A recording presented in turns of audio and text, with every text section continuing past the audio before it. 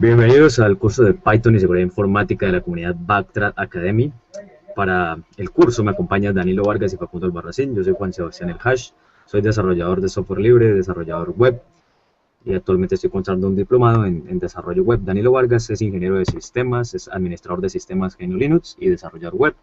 Y Facundo Albarracín es licenciado en sistemas, está haciendo licenciatura en sistemas y al igual es desarrollador Python. Entonces, nosotros hemos preparado un completo plan de estudios para las 3 clases, para el curso, y en el primero, o la primera clase, la primera división de todo el curso, que es hoy, vamos a ver la introducción a historia del lenguaje, las estructuras y tipos de datos, es decir, con qué datos podemos trabajar en Python.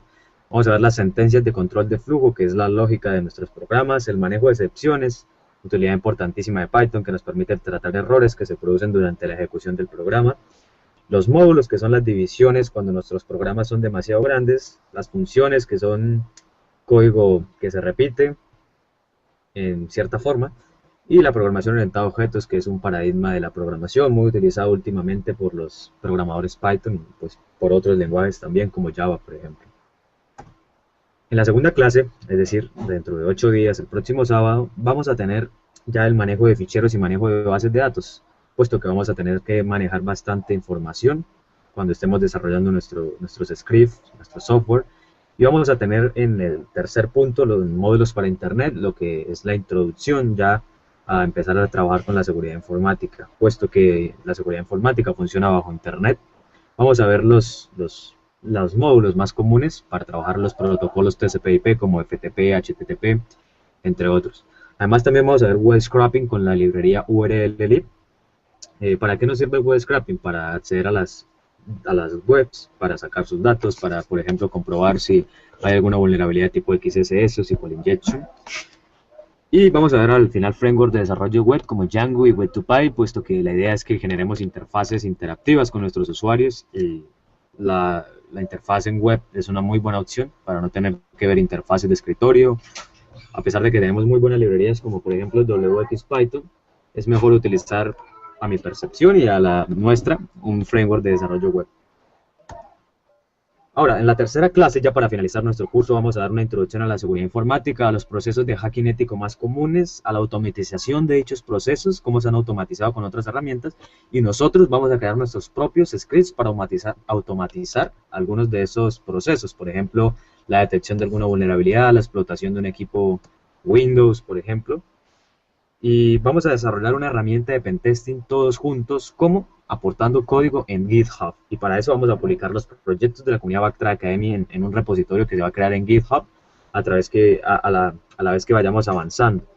Entonces, esos proyectos van a estar integrados por 2 de la comunidad Backtrack Academy que se van a hacer públicos, muy interesantes, y pues por los que ustedes vayan escribiendo. Y pues todos vamos a poder aportar al código. Y bien, en la primera clase vamos a tener la introducción, como ya lo mencioné. Entonces, vamos a decir que es Python. Python es un lenguaje de programación multiplataforma y multiparadigma. ¿Qué quiere decir que sea multiplataforma? Que funciona en cualquier sistema operativo. Multiparadigma, que soporta varios paradigmas de la programación, como puede ser la funcional o la orientada a objetos. De alto nivel, que es muy fácil de tratar para el ser humano y no hay que llegar mucho a tocar la memoria y ese tipo de cosas que se hacían con C por allá en los 80. De propósito general, que nos permite desarrollar cualquier tipo de cosa. Puede ser una aplicación web, puede ser una aplicación de escritorio, puede ser un juego, puede ser un script, cualquier cosa. Interpretado, que es un intérprete el que va leyendo el código y lo va ejecutando línea por línea. Fuertemente tipado es una relación que hay con los datos y cómo se manejan los datos, los tipos de datos. La sintaxis clara y limpia del lenguaje, puesto que Python nos obliga a escribir código muy claro, muy limpio y muy legible.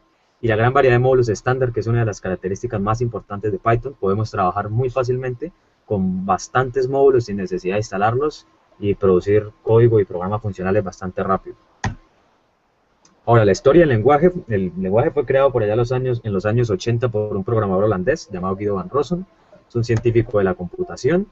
Él ha trabajado en Google, pero se salió de Google para poder aportar a Dropbox, ahora trabaja actualmente en Dropbox. Y pues el nombre del lenguaje viene de la serie de comediantes Monty Python, puesto que Guido es bastante fanático. Y la filosofía de Python. La filosofía de Python está soportada en un módulo llamado this, bastante conocido. Y lo que hace ese módulo es importar el Zen de Python. El Zen de Python está en inglés, pero nosotros podemos buscarlo en Google y traducirlo. Vamos a verlo en inglés y pues de paso instalar Python, ¿no? Entonces, para instalar Python, lo que tenemos que hacer es irnos a python.org.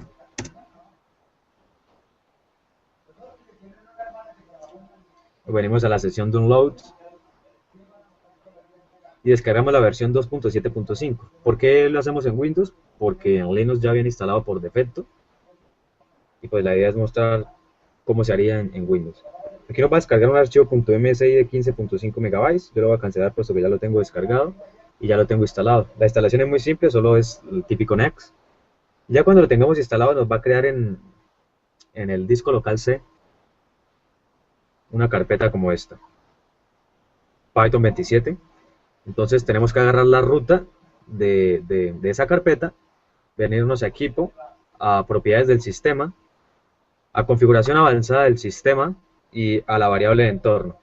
En la variable de entorno vamos a agregar el path, es decir, la ruta que acabé de mostrarles, C, Python 27, y agregarla.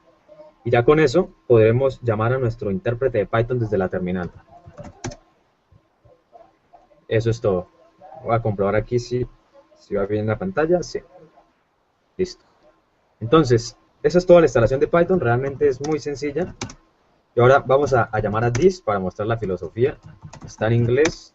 No lo voy a traducir todo, pero la pueden buscar por ahí en Google. Entonces aquí más o menos dice que bonito es mejor que feo, explícito es mejor que implícito. A ver, ¿qué más? Los errores nunca deberían pasar silenciosamente. Complejo es mejor que complicado, entre otras cosas, ¿no? Y listo, más o menos la filosofía de Python se resume en código legible, entendible y bien organizado. Y sencillo, por supuesto.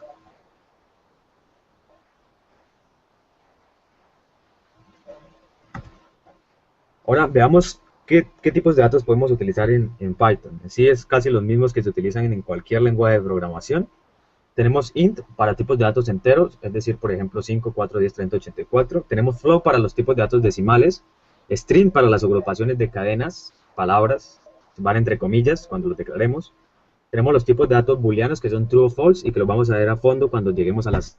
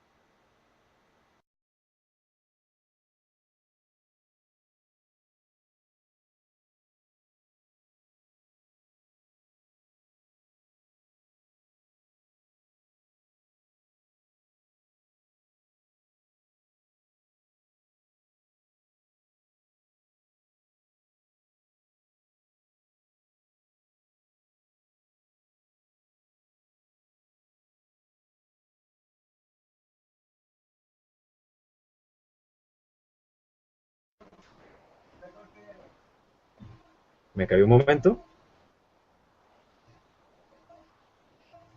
Ya. Sigo aquí compartiendo.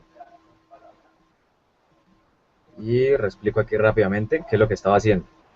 En Python tengo la función type, que me permite pasarle un tipo de dato entre comillas. Puede ser cualquier tipo de dato, por ejemplo, si le paso hola, me va a volver que es de tipo string. Si le paso un decimal, me va a volver que es de tipo float. Si le paso un booleano, me va a volver que es de tipo booleano. Entonces ahí comprobamos los tipos de datos que tenemos en Python. También yo tengo las listas. Si la lista es una agrupación de datos, la declaro entre corchetes. Y puede ser cualquier cosa. Por ejemplo, aquí yo declaro una lista con los puertos TCP/IP más comunes. Y puedo llamar a los datos partiendo de su índice. Entonces, al primer dato que está en la lista le asigna el índice 0, al segundo el índice 1, y así sucesivamente y progresivamente. Entonces, si yo llamo a lista con el índice 0, me va a volver 21. Si yo llamo con el índice 1, 22, y así sucesivamente. Ahora, también tengo la tupla. Puedo declarar lo mismo. 25, por ejemplo, y hacer lo mismo. Tupla 1 me vuelve 22, si lo llamo con 0 me va a volver 21. Y el diccionario, que en sí es una relación clave-valor, le puedo decir aquí FTP como cadena, porque es una cadena, SSH, es puntos 22. Y si yo llamo aquí a dict, pasándole la cadena de FTP, me va a devolver su valor relacionado, que es 22. Entonces nótese que aquí va con 2 puntos, y aquí va con coma para separar ya otra nueva relación clave-valor. Y listo, esos son nuestros tipos de datos en Python. Ahora tenemos que, como son números, los números son matemáticas. La matemática es una relación entre los números y las operaciones que se pueden hacer con ellos. Entonces vamos a tener que, en Python también podemos hacer operaciones matemáticas, aritméticas sencillas, por ejemplo. Hay otras más avanzadas, ya con módulos, que no competen al curso. Y los operadores aritméticos son la suma, la resta, la multiplicación, división y exponenciación, y pues con sus respectivos operadores. Entonces, para la suma el más, resta menos, multiplicación el asterisco, división el slash o barra invertida, la exponenciación, dos asteriscos. Entonces, vamos a ver unas cuantas operaciones para comprobar que si es correcto lo que aquí se dice. 13 menos 4, bueno, 5 más 513 menos 4, 13 menos 4, 9.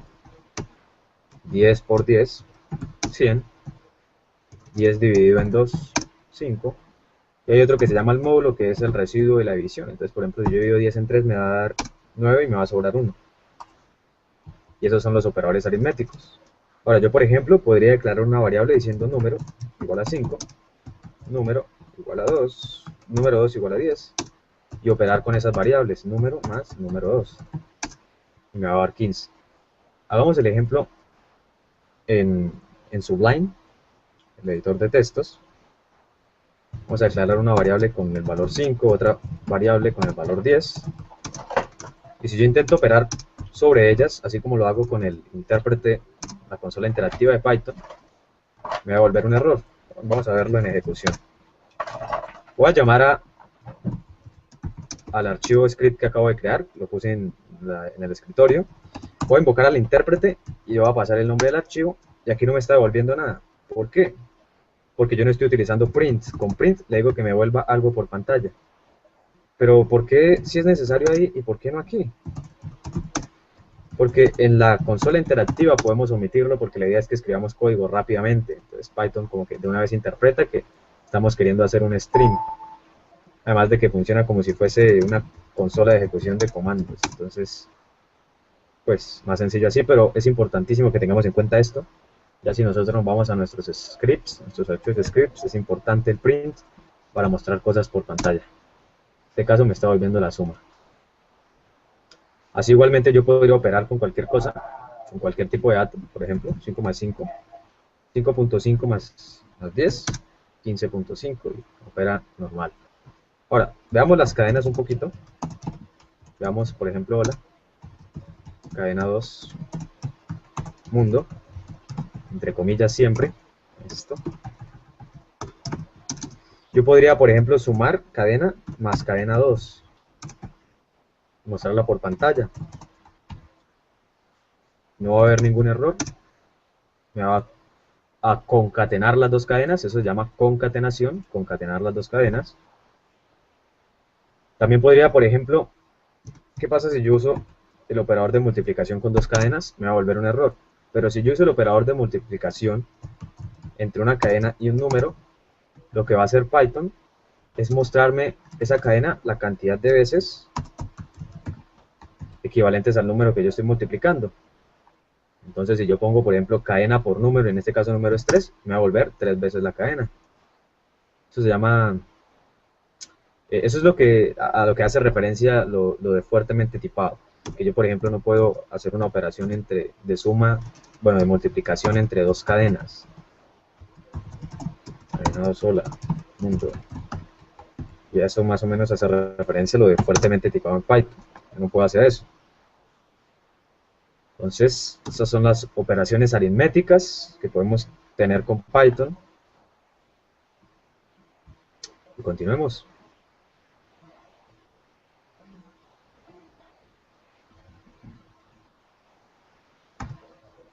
Ahora tenemos las estructuras de control de flujo. Aquí ya hemos llegado a la lógica de nuestros programas. Entonces vamos a ver que son 5. Bueno, realmente son 4, ya vamos a ver por qué. Pero no sin antes explicar los operadores lógicos. Vamos a ver cómo funciona esto de igualdad, desigualdad, menor que, mayor que, y menor o igual que, mayor o igual que. Entonces, yo aquí tengo que 4 es igual a 4, con dos iguales, nótese. Vamos a llevarlo al código para que sea más entendible. Vamos a entrar a la consola interactiva para explicar. Si yo digo que 4 es igual a 4, con un solo igual, mírenlo, un solo igual, esto me va a volver un error. Porque es como si yo estuviese haciendo una asignación, si le estuviera asignando un valor a una variable. Entonces yo declaro var igual a 4, pues estoy asignando un valor a una variable. Ahora, si yo digo que 4 es igual a 4, nótese, los dos iguales, no uno sino dos, Python lo va a interpretar como una condición que yo le estoy pasando. Entonces Python va a decir, 4 es igual a 4, se va a preguntar, 4 es igual a 4, y como 4 es igual a 4, pues me va a devolver true. True es un valor booleano, ya lo expliqué hace rato, los valores booleanos son true y false. Entonces aquí Python me comprueba esa condición, que si 4 es igual a 4, y en efecto lo es, y me vuelve true. Si yo le paso una condición incorrecta, por ejemplo, 5 es igual a 10, me va a decir que es false. Entonces, por cada condición que yo tenga siempre, Python me va a devolver un valor booleano. Entonces, por ejemplo, puedo decir que 10 es menor que 5, obviamente eso es falso. Puedo decir que 100 es mayor que 1, y eso es verdadero. Puedo hacer esta, 100 es menor o igual a 100, y eso me va a volver true. ¿Por qué? Porque yo le estoy diciendo 100 es menor o igual, 100 es menor o igual a 100. Es decir, que le estoy metiendo dos condiciones, y una de ellas se comprueba correcta. Entonces me va a volver que es true. Es muy lógico. Y bien, esos son los operadores lógicos. Ahora sí, vamos a lo que son las estructuras de control de flujo y a ver cómo se relacionan con estos operadores lógicos.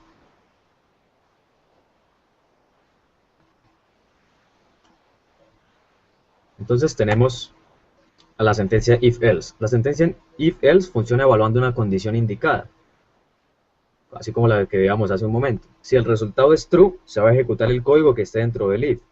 Y si el resultado es false, se va a ejecutar el código que yo declare dentro de else. Aquí tenemos un ejemplo y lo vamos a llevar a código y ejemplo. Entonces tengo que nota es igual a 5. Con if, que es el sí condicional, pregunto, if nota es igual a 5, entonces esa condición de nota es igual a 5 me va a volver true, puesto que nota tiene el valor 5, y es como si yo dijese 5 es igual a 5, eso me va a volver true. Entonces al devolverme true, se va a ejecutar el código que esté dentro de if, es decir, print tenemos 5, y va a ignorar el código que está dentro de else, porque el código que está dentro de else se va a ejecutar cuando esta condición aquí en la línea 2 se compruebe como falso. Vamos a ver el código, vamos a escribirlo y a ejemplificarlo. Entonces voy a decir que nota es igual a 5, voy a decir if nota es igual a 5, en caso de que nota sea igual a 5, imprímame por pantalla, tenemos 5, bien. En caso de que eso se compruebe como falso, entonces llega aquí y me dígame, no tenemos 5. Y ya, eso es todo. Entonces ejecutamos nuestro script. y me está diciendo tenemos 5. Yay. ¿Por qué? Porque aquí se está comprobando como true, entonces me va a ejecutar este código como ya lo expliqué y va a ignorar este. Ahora, por ejemplo, si yo pongo acá print programa finalizado, se va a ejecutar, puesto que aquí va a llegar el true y va a ejecutar esto, y va a saltar todo esto y me va a ejecutar el resto que yo tenga en el programa, mi resto de programa. Entonces veámoslo, ahí me está diciendo programa finalizado. Ahora, yo por ejemplo podría recibir la nota del usuario. ¿Qué tal si yo no conozco la nota? ¿Cómo voy a recibir un dato de tipo numérico del usuario? A través de la función input. Entre comillas le voy a pasar la cadena que le quiero mostrar. Entonces, por ejemplo, dame tu nota. Y ahí le vamos a dar la nota. Entonces yo le doy 5. Me está diciendo tenemos 5. Pero si yo le doy 4, por ejemplo, me está diciendo no tenemos 5. ¿Por qué? Porque estamos llegando aquí al if. Esta condición se comprueba como falsa, por lo tanto no ejecuta la línea 4, que es print tenemos 5, sino que pasa a ejecutar else y print no tenemos 5. El código que está dentro de else, puesto que aquí se comprobó como falso. Y listo. Así funciona el if y el else. Ahora tenemos el if else, que en sí es una concatenación de if, más elegante que en lenguajes como Java o C++. La sentencia if else funciona de la siguiente manera. En primera medida, evalúa una condición con if. En caso de que se compruebe como falsa, va a pasar a evaluar n cantidad de condiciones con el if. Y en caso de que todas esas condiciones se consideren como falsas, va a llegar a ejecutar el código que está dentro de else. Entonces aquí tenemos un ejemplo, por ejemplo con el banner de un servidor FTP. Entonces vamos a llevarlo a código. Voy a aclarar mi variable banner, que va a contener una cadena que es ProFTP. Y aquí con un if voy a comprobar si esa cadena es igual a PureFTPD. En caso de que eso se considere como correcto, es decir, true, imprímame server text y el nombre, PureFTPD. En caso de que eso se llegue a comprobar como falso, vamos a evaluar otra condición con el if, que va a ser banner igual a BSFTP. Son como los banners más conocidos a nivel de protocolo FTP. Y vamos a decir lo mismo, server detect BSFTP. En caso de que esa también se compruebe falsa, vamos a ejecutar o a comprobar otra condición que va a ser si banner es igual a ProFTPD. En caso de que eso sea correcto, vamos a decir que server detect y es ProFTP. Y en caso de que todas esas se consideren como falsas, vamos a decir can't detect server. Server. De server. Listo. Entonces voy a guardar, lo voy a ejecutar. Me está diciendo server detect ProFTPD. ¿Por qué? Resulta que esto aquí se considera como falso, puesto que ProFTPD no es igual a PureFTPD. Entonces no me ejecuta esto. Aquí llega a evaluar esta condición que también se considera como falsa y por lo tanto no me ejecuta esta línea de código en la línea 6. Y va a llegar aquí y esta sí se va a comprobar como verdadera, entonces me va a ejecutar lo que tiene por dentro y va a ignorar el else. Ahora, si yo pongo esto, por ejemplo, aquí, para ejemplificar un poquito más, ¿qué va a hacer? If se comprueba como falso, llega aquí, se comprueba como true, ejecuta lo que tiene adentro e ignora el resto del código. Y aquí, por ejemplo, entonces saltaría de una vez al resto del programa finalizado, por ejemplo. Entonces ejecutamos y me está diciendo el server, ProFTP y programa finalizado porque está saltando el resto del código. Listo, así funciona el if else. ¿Se escucha bien todo, Camilo, Danilo? Sí, está bien. Entonces, continuamos.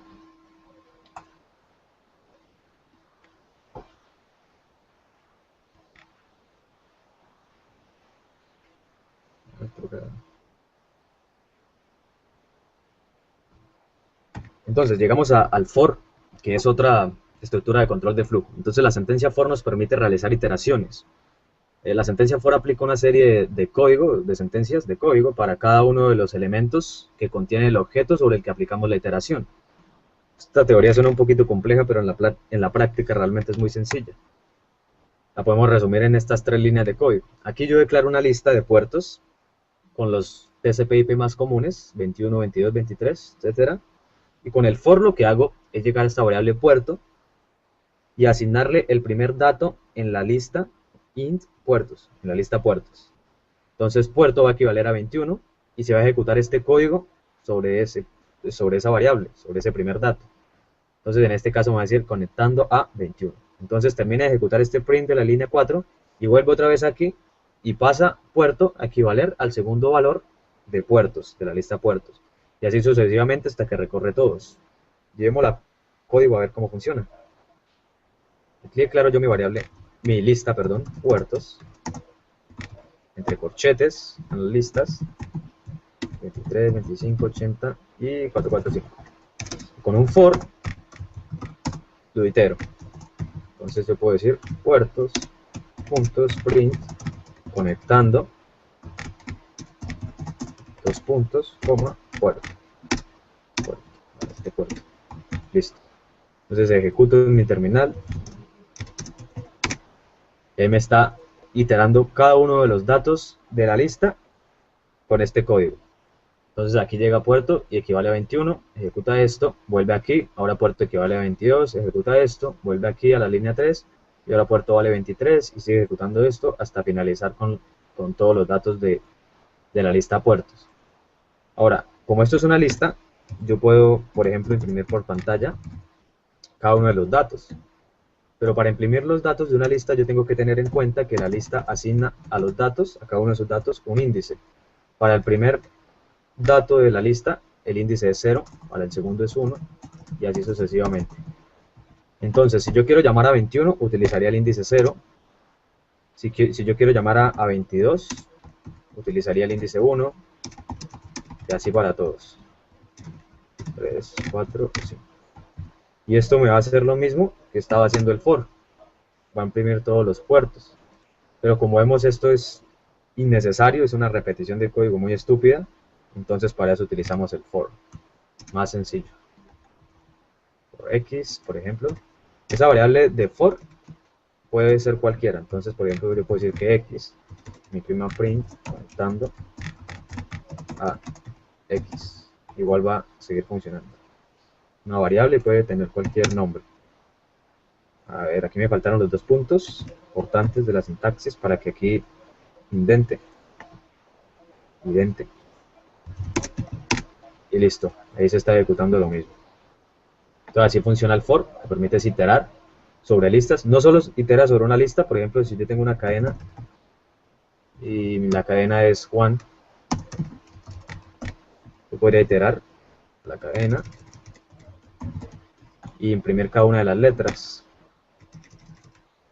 por ejemplo. Pero generalmente el for se utiliza para iterar sobre estructuras de datos. Como vemos, me está imprimiendo línea por línea cada una de las letras. Listo, así funciona for. Ahora vamos a ver la última estructura de control de flujo, que es el while.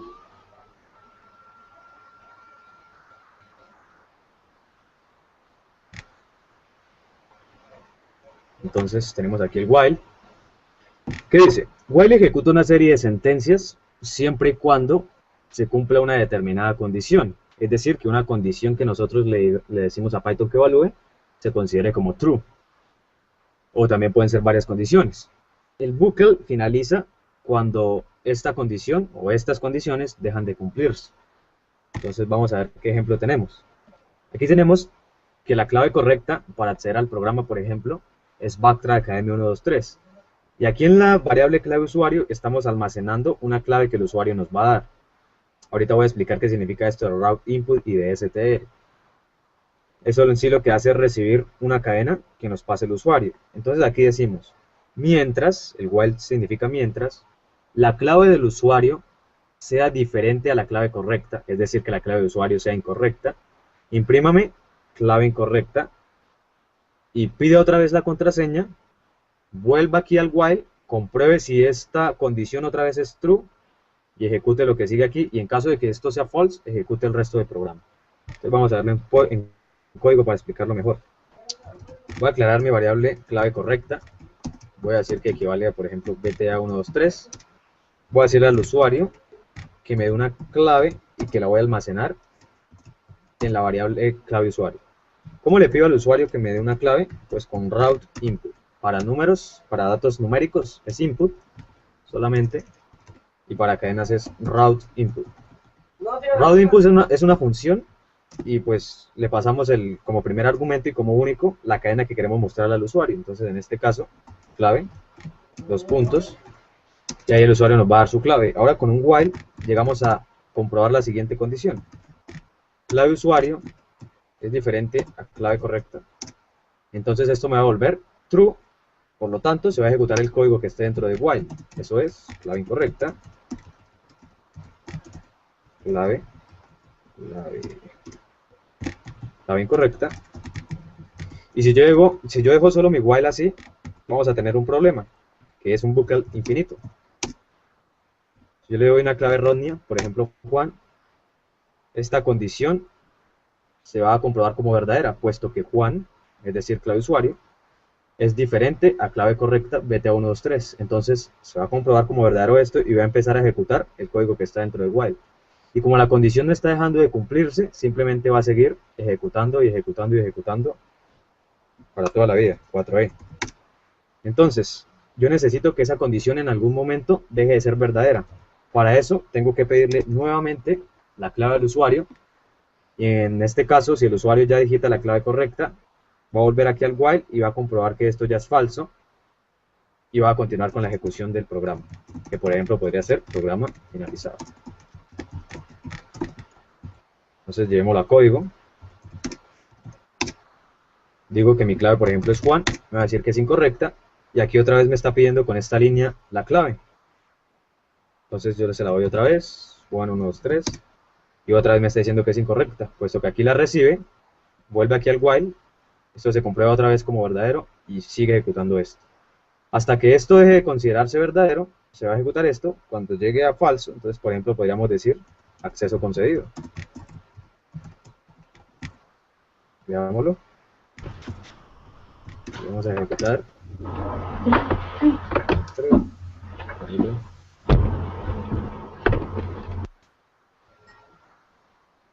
Si yo le paso una clave correcta, entonces ya me va a decir acceso concedido, puesto que este while ya se consideró falso y no va a ejecutar lo que está dentro de él.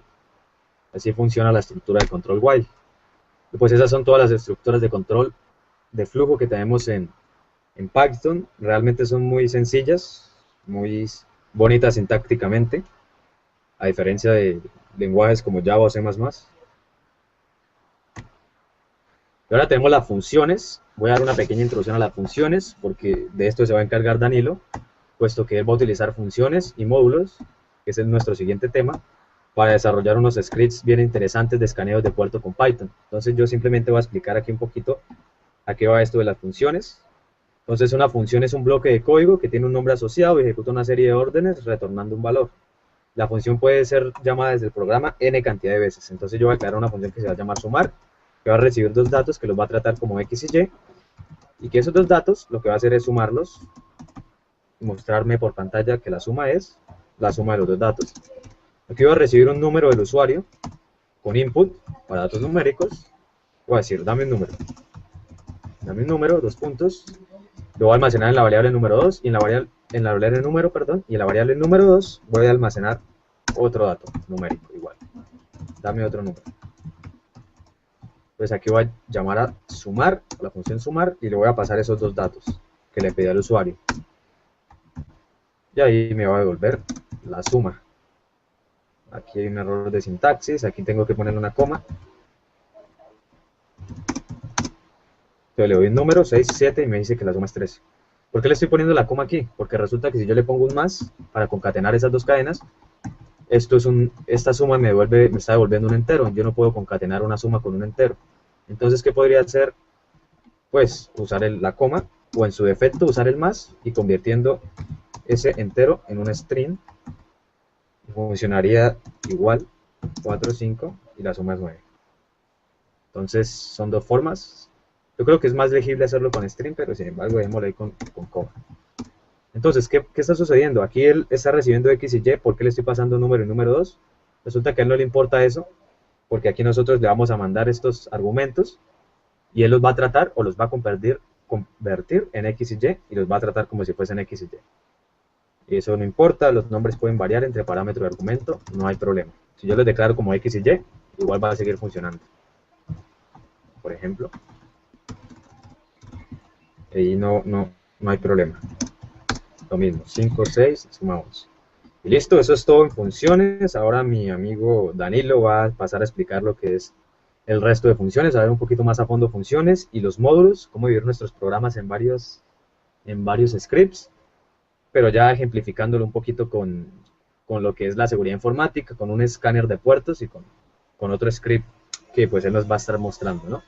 Entonces eso es todo de mi parte. Yo creo que en la segunda clase vamos a seguir tratando un poquito esto para explicarlo un poco mejor y ya empezar a manejar ficheros y bases de datos. Entonces continúa Danilo. Danilo. Buenas noches, mi nombre, como lo había dicho Juan, es Danilo Vargas, estudiante de Ingeniería de Sistemas. Voy a explicar funciones, módulos. Vamos a hacer dos pequeños ejemplos, pero comparto pantalla.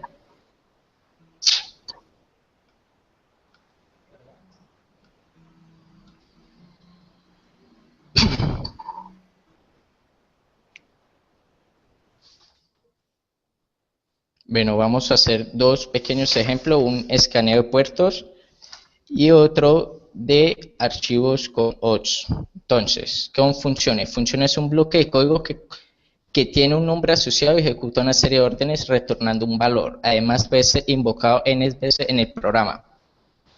Entonces, para declarar una función se necesita la palabra clave def, enseguida espacio, el nombre de la función, en paréntesis los parámetros. Dentro de esto van las sentencias del código. ¿Cómo se llaman? Entonces, para llamar las funciones se coloca el nombre de la función y dentro de los parámetros que hemos declarado acá. Entonces vamos a hacer un pequeño demo. ¿Sí me escuchan?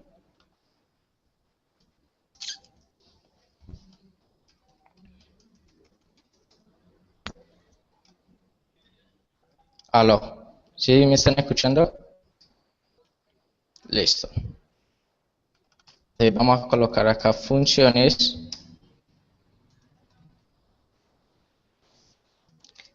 La primera línea que estoy escribiendo es para que llame al intérprete de Python cuando le damos permisos. Entonces, una vez abro la terminal,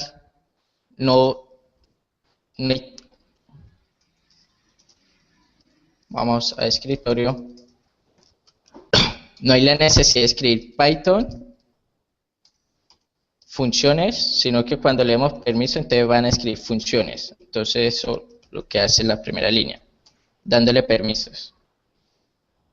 Vamos a hacer un comentario, creación de funciones. Entonces, como venía hablando, primero para declarar una función se escribe la palabra def, enseguida el nombre, en este caso se va a llamar suma. Ahí van a ir los parámetros, entonces número 1, número 2, si quisiera ingresar más número, entonces número 3, etcétera. Acá escribo la sentencia del código, entonces sumar es igual número 1 más número 2. Vamos a mirar. Ahí no va a mostrar nada porque no estamos llamando a la función. Entonces le vamos a dar permisos de ejecución. Nos tiene que mostrar así verde, eso significa que está en opción de ejecución. Entonces vamos a escribir ./ funciones, miramos que no muestra nada, entonces vamos acá a escribir, la llamamos suma, entonces ingresamos el primer parámetro, el 1, lo va a tomar como número 1, el 2 lo va a tomar como número 2, y acá, entonces, me va a retornar sumar. Acá le vamos a hacer un print para que lo muestre y me lo va a mostrar. De esta forma se declaran las funciones en Python. Ahora, entonces, siguiendo con el temario, los módulos son los cuando desarrollamos en Python o en cualquier otro lenguaje existen los módulos. Entonces, cuando escribimos en un solo archivo Python, en este caso si escribiera en Python, una cantidad de código saliera en 500 líneas, entonces uno lo divide por módulos donde estos módulos están unos bloques de código dependiendo de lo que vamos a usar. Entonces un ejemplo puede ser un módulo, por ejemplo, existe NEMAT, que es para escaneo de puertos, también existe, por ejemplo, para escanear, por ejemplo, para explotación. Entonces podemos utilizar diferentes módulos. Ahora, entonces vamos a crear un pequeño script para el escaneo de puertos. Voy a explicar paso a paso. Ya mis compañeros Facundo y Juan dieron lo básico de cómo se declaran variables, funciones, los if. Entonces yo creo que con eso ya es necesario para empezar a desarrollar script en la parte de seguridad informática. Entonces vamos a ponerle escaneo de puertos .py. Ahora, entonces, escribimos nuestra primera línea. Creación de escaneo de puertos. Ahora, entonces, los módulos tienen atributos, los objetos tienen atributos. En Python existe algo que se llama name. Este name tiene un atributo que es main. Entonces,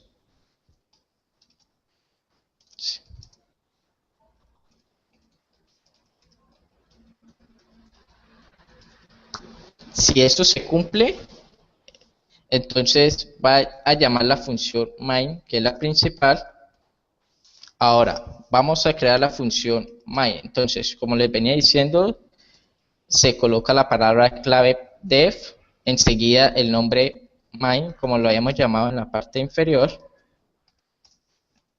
Ahora, vamos a declarar los módulos que vamos a utilizar. Entonces, escribimos la palabra import. La import también es en la parte de módulos, es una palabra clave. Entonces, import espacio nmat import. Vamos a utilizar estas dos librerías. Ahora voy a explicar, esta es para cuando ingresan, por ejemplo, necesito Python prueba.py, entonces ingresen acá, por ejemplo, -h, entonces la IP, entonces en IP reemplazaríamos, digamos, 198.1.1 -p, el puerto sería 80. Entonces esto es lo que va a hacer, tomarme estos valores. Entonces, siguiendo el código, parser, declarar una variable, pues,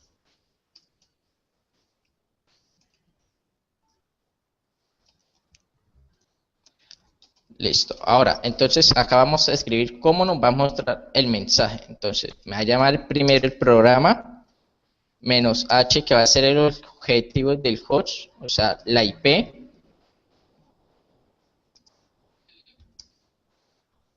-p, el objetivo del puerto. En este caso, entonces, ¿cómo se va a iniciar? Primero, acá iría entonces escaneo de puertos, enseguida -h, después sigue la IP que vamos a escanear, -p, los puertos que vamos a escanear. Ahora, entonces, vamos a añadir unas opciones. Aquí viene menos h es esta, si colocamos menos m, entonces irá menos m, en este caso va menos h mayúscula, pero un momento mientras pasa.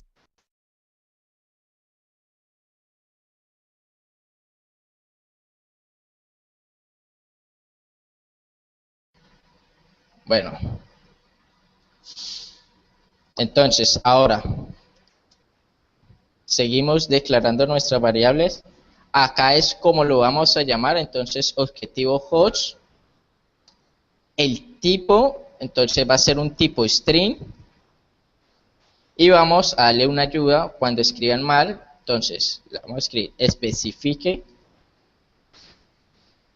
el host de la víctima. Entonces, ahora siguiendo esto, punto añadir opción, otra opción, en este caso va a ser menos p de entonces objetivo puerto, el tipo también va a ser string y la ayuda cuando se equivoquen, entonces me va a mostrar un mensaje, especifique el puerto de la víctima. Ahora, entonces, vamos a hacer lo siguiente.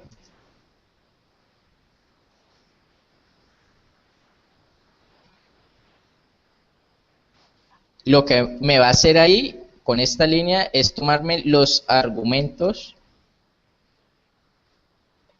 Los argumentos son estos. Entonces, guardemos y vamos a las pruebas. Le damos permiso de ejecución. Escaneo. Ahora, entonces, damos escaneo. Los argumentos son estos. Entonces, acá me dice, primero va el nombre del programa o el script que estamos desarrollando, en este caso escaneo de puertos. Enseguida va menos h mayúscula. Después sigue el objetivo del host. Acá me equivoqué. Host. Entonces, en este caso, 192.168.1.10 menos p. Entonces, menos p. Y enseguida irían los puertos. Estos argumentos son los que van a tomar aquí. Entonces, las opciones me las va a mostrar acá y los argumentos acá. Entonces, eso es lo que estoy haciendo ahí. Ahora, entonces, le vamos a decir a objetivo host que me tome las opciones de los datos que estén ahí, opciones, punto, me va a tomar el host de este. Entonces, ahí. Entonces, él me va a tomar el valor que yo ingresé en esta parte, objetivo host. Ahora vamos para el objetivo puerto. Entonces, objetivo puertos va a ser tipo string. Ya explico por qué va a ser tipo string, objetivo, y el nombre enseguida iría este, objetivo puerto, tal cual como lo escribimos. Ahora, cuando vamos a escribir unos puertos, si vamos a escanear un ejemplo, el puerto 80 y el 443, lo vamos a separar con coma 443, entonces me va a escanear los dos puertos. Si enviamos las variables así, entonces toca separar las comas, que lo separe por las comas. Entonces escribimos split, entre comillas, la coma, sencillo. Ahora, entonces vamos a validar que estos dos datos los ingrese, entonces vamos a hacer una decisión que ya mis compañeros explicaron. Host, si no ingresa nada, si no ingresa el host, o sea la IP, ya vamos a escanear. Ahora vamos, en paréntesis, objetivo puertos es igual. Si esto se cumple, entonces me va a mostrar un mensaje.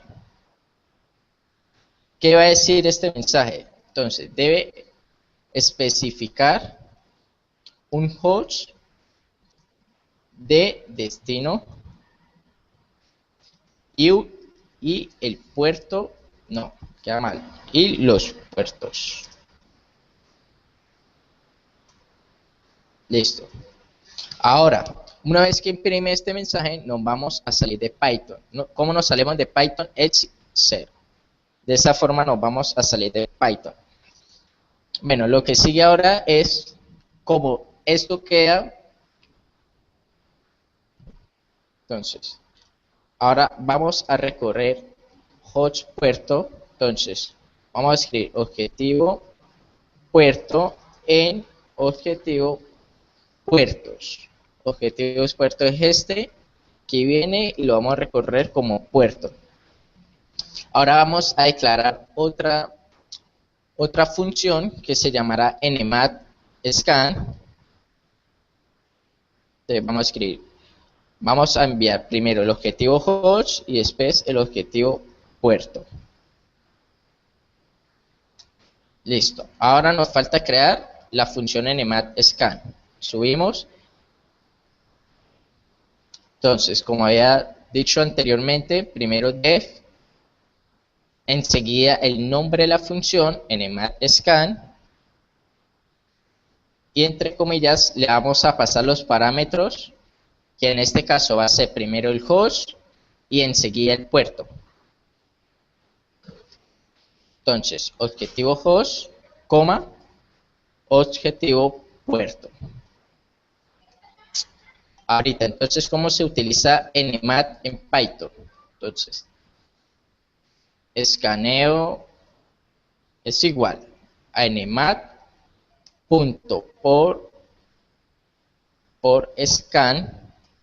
scanner, ahí lo que hago es activarlo ahorita. Entonces, escaneo punto, vamos por el atributo scan. Ahora, entonces, le metemos el host, enseguida host puerto. Vamos a la terminal, vamos a escribir Python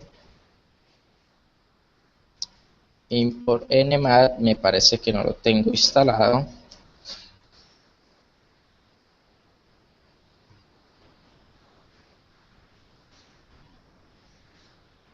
Entonces, ¿de qué forma lo podemos instalar en distribuciones Linux?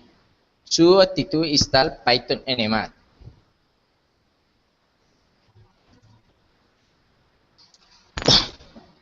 Si tienen preguntas, hasta ahora lo pueden escribir por el chat.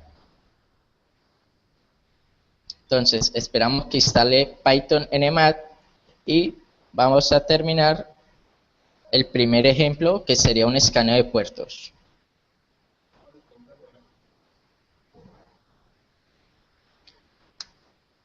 Listo, ahora volvemos al intérprete de Python, importamos el módulo nmat, ahí ya está funcionando.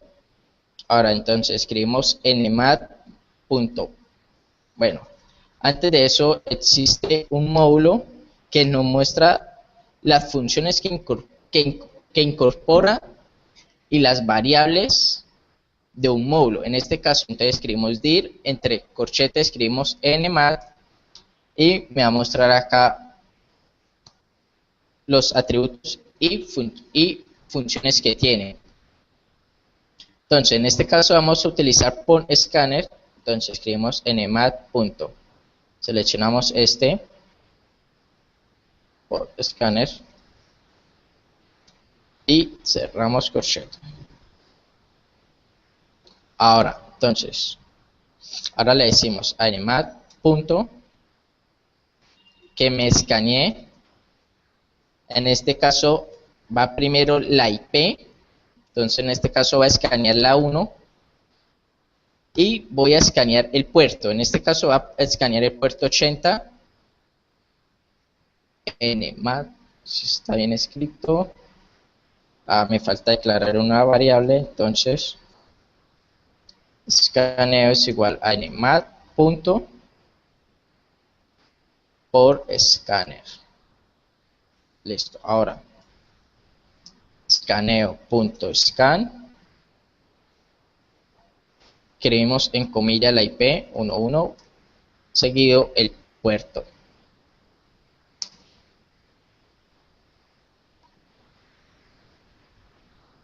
Listo, me faltan las comillas. Sí.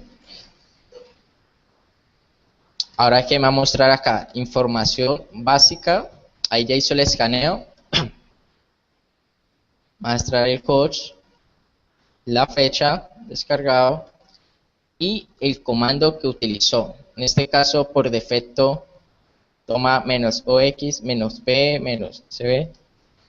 En el último curso vamos a entrar bien profundo cómo funciona en EMMAT.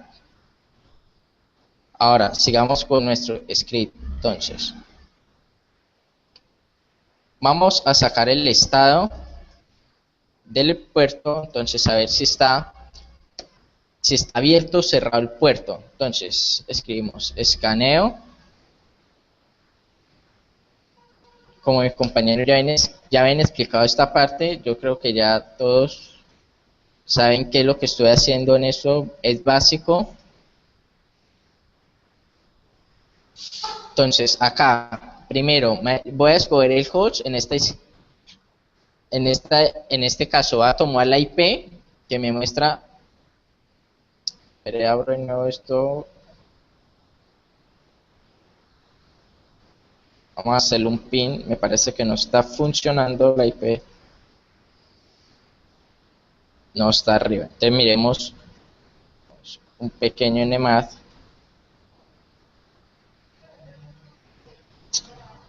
Vamos a ver qué IPs están arriba.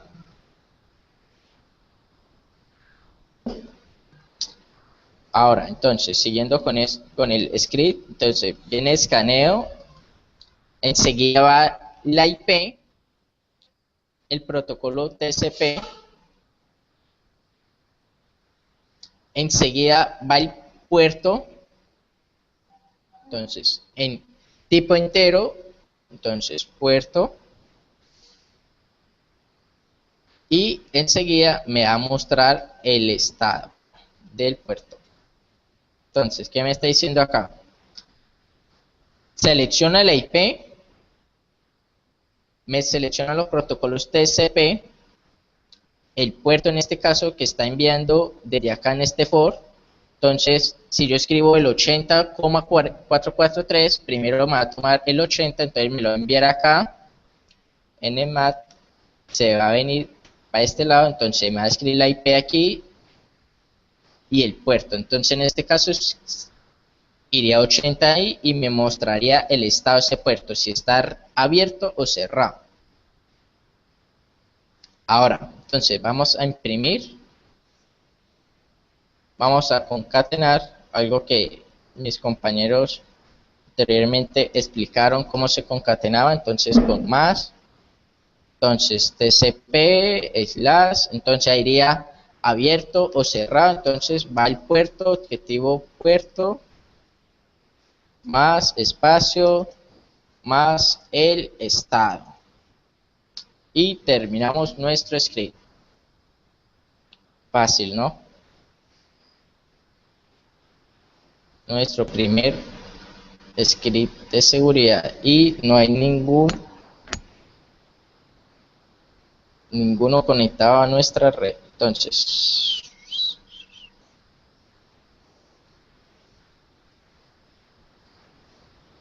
sería muy demorado instalar una máquina virtual, pero me conecto desde otro equipo.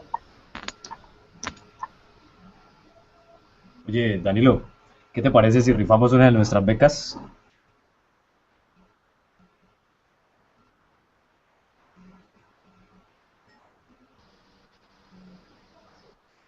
Danilo, Danilo se murió. Danilo.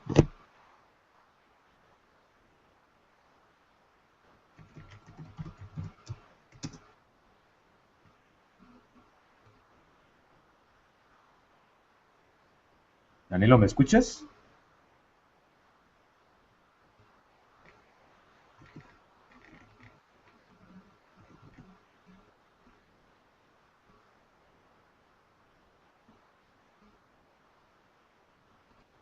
Facundo, ¿me escuchas? Sí, te escucho. Danilo se cayó, Danilo no te escuchamos. Danilo. Aló, aló, aló. Sí, ahora sí. Ahora sí, te habías caído, No, sí me no te escuchan. escuchábamos. Ah, ya. Hasta ahora ya va bien. No, estaba en la Devuélvete. parte conectándome desde otro equipo. Sí, Entonces estaba mirando que devuélvete, está en el rango. Eso. Cuénteme. Que te devuelvas en el Sí, tiempo, aló. que te devuelvas en el tiempo 10 Eh, segundos. ¿Qué parte me quedé? Bueno, ya ahí vimos cuando terminaste el script, ahora que lo ibas a ejecutar contra otra máquina. Ah, sí. Estaba que. Ya. Sí, Lo que iba a hacer es, como no tengo. ¿Aló, sí me escuchan? Sí, ahí está funcionando el sonido. sí. Listo. Lo que estaba haciendo era, como no estoy, bueno, estaba escaneando la red donde estoy conectado, a ver si habían máquinas conectadas para hacer un escaneo y mirar qué puertos tenían abiertos. Entonces ahora, como no vi que habían, me di cuenta que está en el rango 0, por eso no encontré ninguna máquina viva, entonces estoy haciendo un escaneo, seleccionar una IP, mirar qué puertos tiene a través del script.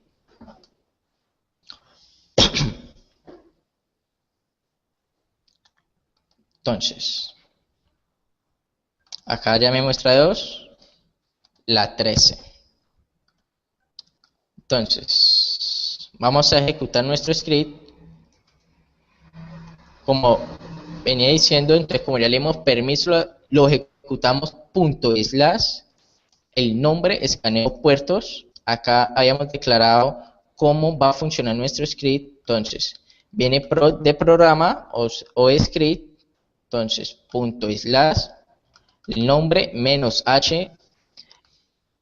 En este caso, objetivo host sería la IP menos P los puertos. En este caso, como vamos a utilizar, si vamos a escanear dos puertos, en este ejemplo 80443, entonces los escribo con comillas. Entonces vamos. Entonces 192, 161, 013 menos P. Entonces vamos a ver si tiene el puerto abierto el 80. Lo escaneamos. Tengo un pequeño error. Aquí, parser.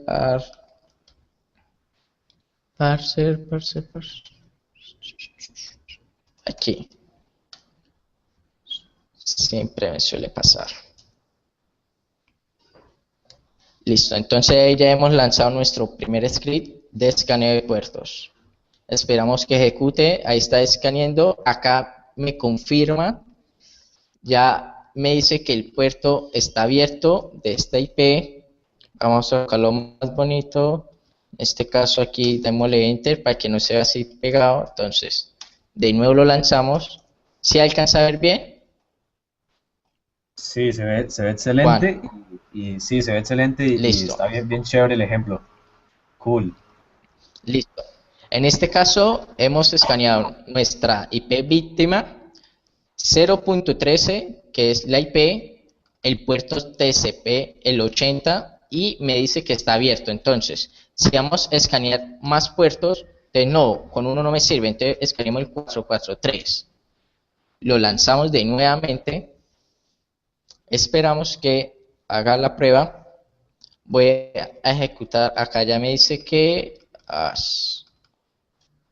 bueno, listo. Acá me mostró que el puerto 80 está abierto y el 443 está cerrado. En este caso, si quiero ingresar más, 5900, lo volvemos a lanzar, esperamos, ahí me va mostrando poco a poco los puertos.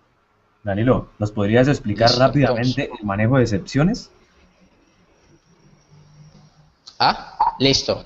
Sí, Las excepciones, sí, el manejo de listo. excepciones así rápidamente para llegar a rifar nuestra primera beca, ¿vale? Listo, perfecto. Entonces, acá vamos a corregir algo que puedo modificar. Bueno, hagamos otro.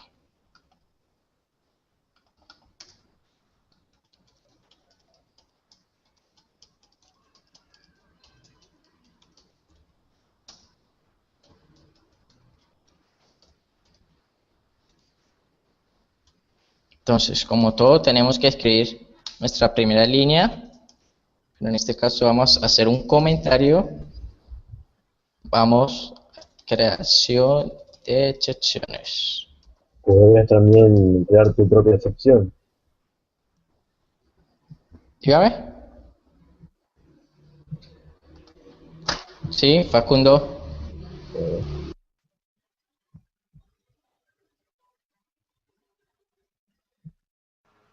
Continúa, Danilo, continúa.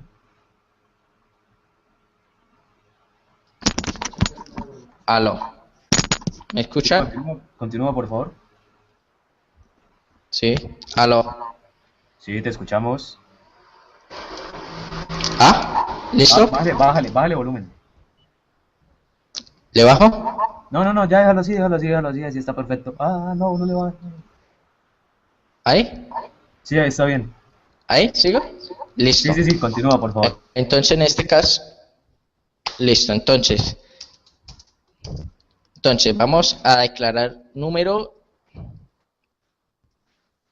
Entonces, va a ser un tipo input. Entonces, vamos a decirle, ingrese un número. Y número 2, input. Ingrese otro número. Listo. Ahora, entonces vamos a mostrar primero qué pasaría si no hago una validación con excepciones. Entonces, número 1, print número 2. Ahora, vamos a nuestra terminal, vamos a darle permisos, Backtrack Academy, listamos, ahí tiene permiso, entonces, ingrese un número. ¿Qué pasaría si un usuario normal ingresara una letra? Botaría este pequeño error diciendo que no es definido, algo que no nos conviene. Entonces, vamos a decirle aquí, treat, ya explico qué funciona treat y etc. Entonces, error. Todo lo que esté dentro de treat tiene que ser válido. Si arroja un error como el anterior, bueno, en este caso no lo voy a votar porque ya lo validé. Bueno, aquí está. Si va a votar un error como ese, si vota por casualidad acá en número 1, automáticamente pasaría acá. Y me votaría el error, me votaría el mensaje print error. Entonces, hagamos la prueba. Ingrese un número. Backtrack Academy. Automáticamente entonces me mostró el error. El mensaje que habíamos colocado acá. Eso es como lo básico de las excepciones, ¿no? Sí, ¿Eso era, Juan? sí, con eso es ¿Quedó suficiente. claro? Ya se familiaricen con eso.